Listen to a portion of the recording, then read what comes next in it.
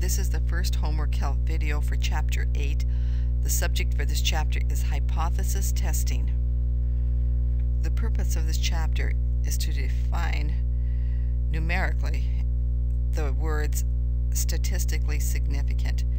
You've, I'm sure, read this or seen these words before. There will be some result presented, and then the words will follow. This result is not statistically significant, or this is a statistically significant difference. So that's what this chapter is about. And the procedure and the method for determining this is called hypothesis testing. This is a very formal way that this is approached, and it involves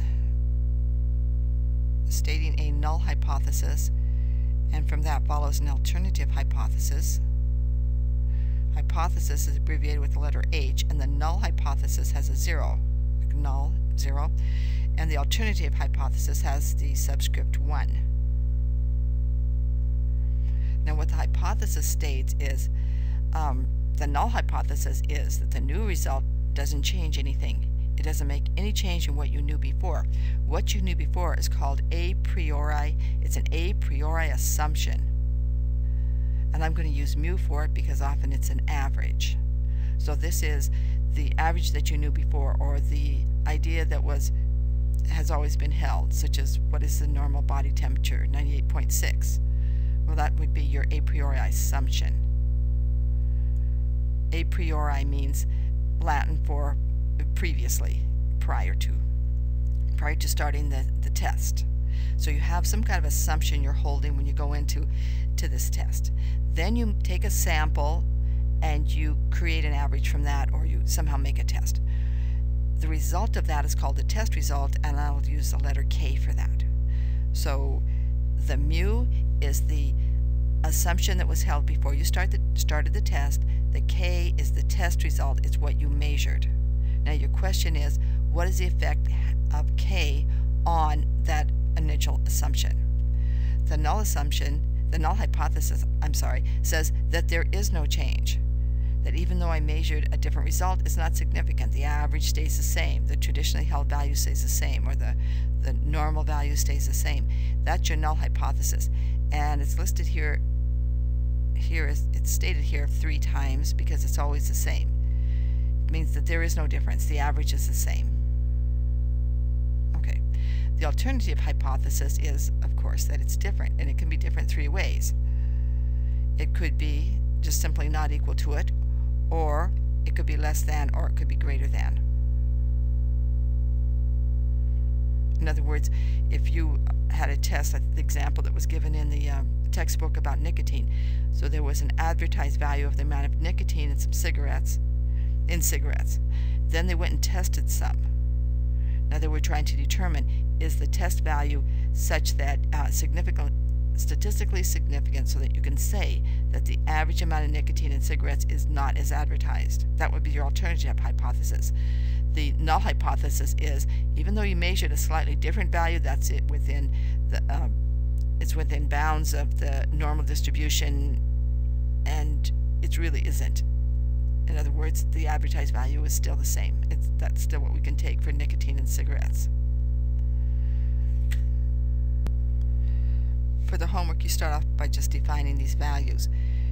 Here's an example. I think, the one in the homework says I used the width. Okay, 2 by 4 isn't 2 by 4, it's 1.5 by 3.5. Of course, these are average values. So you want to get some samples of 2 by 4s and see if their current thickness in the boards that you got today is really 1.5. You know it's not 2, but so the idea is that you think it's 1.5. That's the traditional value for 2 by 4. So, because that's an average, of course, that's your a priori value. And we use mu because it's an average, or population average, is 1.5. The null hypothesis is that mu equals 1.5. That means even if I measure something, I'm still going to come up with the same average, or it's going to be so close to the same average that it won't matter. Nothing will change. The alternative hypothesis is, I want to see if it's going to be less than. You would say that the true value is really less than 1.5. Okay, so that's how you state the alternative hypothesis. The null hypothesis says nothing changes. Here is your assumption. There were two problems in the homework. In one case, you just want to see if it's not equal to it. Well, for example, if you thought that the 2x4s were getting thicker, your alternative hypothesis might be mu is greater than 1.5. Or if you just care that it's not equal to it anymore, then you would run mu is not equal to 1.5. So these are the three ways to state the alternative hypothesis. The null hypothesis is always stated with an equal sign, and it's equal to your previous assumption.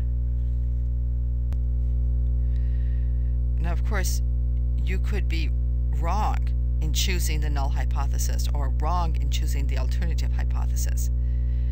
So to formalize that, a graph, a chart like this is used.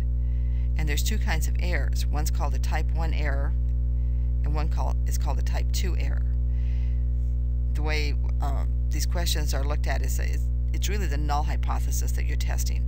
So let's say the null hypothesis is actually true. If you do your test and say, yeah, it's true, and you accept the null hypothesis, that was a correct decision. Now, the null hypothesis could actually be false. If you reject it, then you made the correct decision. All right, of course, what you're doing is accepting and rejecting based on statistical evidence. You really aren't determining truth here. Okay. Now, what happens if you reject something that's really true? That's called a type 1 error. I should have used a different color. Let me try green. That's a type 1 error. If you reject something that's actually true. If you accept something that was really false, that's called a type 2 error. This is easier to see when you look at it in terms of the legal system. The textbook had this example in the chapter. Okay, according to the legal system, a person is innocent until proven guilty. So the null hypothesis is that the person's innocent.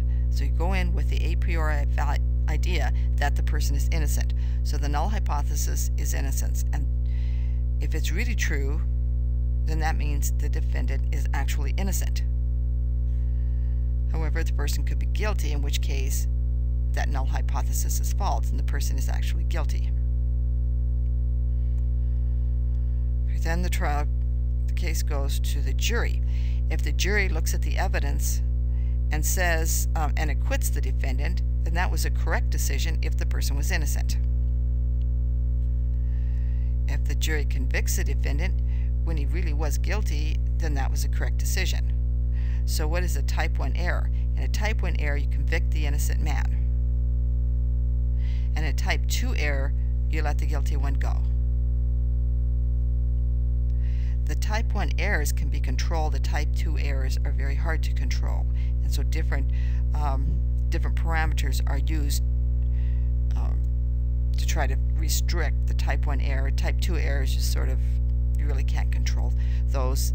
And there's a parameter assigned to type 2 errors, but it's not something that's computed. So looking back at just the generic table here for type 1 and type 2 errors, the probability of making a type 2 error in decimal is called alpha. So if you're going to accept a 10% chance that you will convict the innocent person, then alpha would be 0.1. We're going to only work with three percentages: 10%, 5%, and 1%. Of course, you want the more stringent probability here if it's a more important decision. So if alpha is 1%, and you get to select this. If you say I require a 1% chance of making a type 2 error, or rather a 99% chance of making the correct decision. So in case of the 1%, alpha is 0.01. If it's 5%, then alpha is 0.05. And if it's 10%, alpha is 0.10. So alpha is the probability in decimal of making a type 1 error and convicting the innocent person. Okay. If alpha is making the type 1 error, then in this case the correct decision would be, the probability here would be 1 minus alpha, because either you make the error or you don't, You see, this has to add to 1. Okay? Now, but alpha is a parameter that you use in the method for determining whether you're going to reject or accept the hypothesis.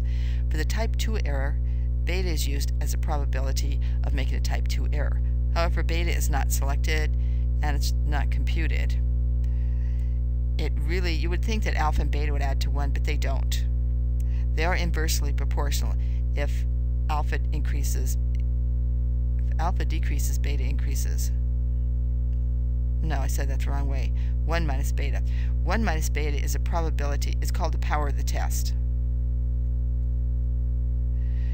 And the way to make that greater is to use a larger sample or to decrease alpha. So for this class, beta just sits over here and does nothing. We're going to work with alpha. And alpha is something that you as a researcher will pick. And the 3 values you're constrained to pick are 10%, 5%, and 1%.